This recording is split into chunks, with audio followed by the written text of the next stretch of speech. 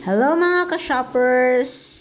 So ito na naman tayo, mag-comment tayo dito sa binili kong epoxy paint. Ang binili ko ay epoxy floor paint. Ito yung na-receive ko, 3-in-1 floor paint. As per Google, epoxy is a strong, glossy, and long-lasting finish, ideal for high-traffic areas like garages and commercial spaces. Floor paint, typically a single-part product, provides a more affordable, though less durable option.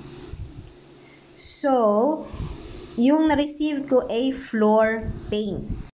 Trinay ko pa rin siyang i-apply. So, nilinis, in-apply. Then, ito na yung resulta. Third coating na to. Pero, manipis pa rin. So, para lang siyang paint. Para siyang ordinary paint. Then, ang bilis niyang matuklap.